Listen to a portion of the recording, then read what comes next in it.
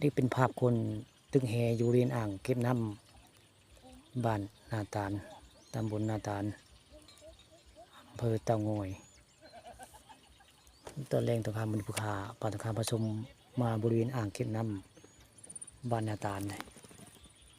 บรรยากาศตอนแรกเรื่องบริเวณกะต่ำลงกันละพวกคนตึกแหกะโมหลายได้หมดนี่มีแต่เสี้ยนแหบ่มีเสี้ยนจะดุ้งได้ตอนแรงตอนค่ำวันนี้มาบริเวณอ่างเก็บน้ำบ้านนาตาล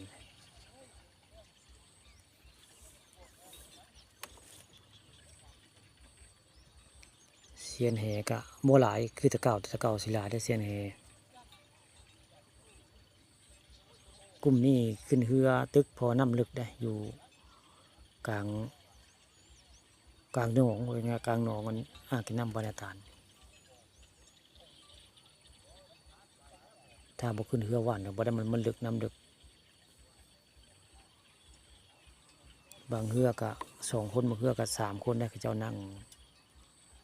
เรือละมีผู้เดียวได้นั่งผู้เดียวจอปลาบ่อนเนี่ยเรือนั่นมี3 คนเนี่ยเรือนี้มี2 คน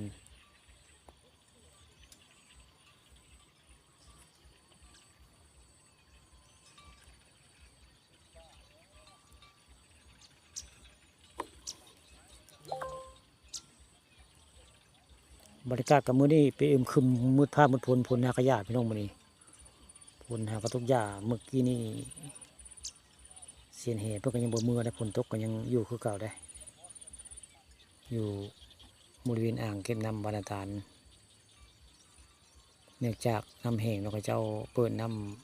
ำลงไปได้น้ำให้ดำหน้าได้ก็เลยน้ำแห้งเสียนเหเจ้าก็มาตึกเหเซมองก็หลายหักบ่หลายได้ประมาณ6-7 คนเนี่ยเขาเจ้ามาตึกเหอยู่อ่างเก็บน้ำบาดาล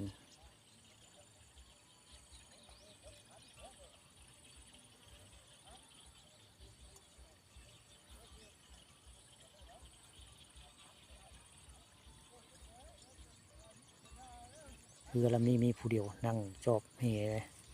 จอบปลาบ้อนผู้ดีแต่มีผู้เดียวแต่เว้นก็รู้สึกว่าต่ำลงแล้ว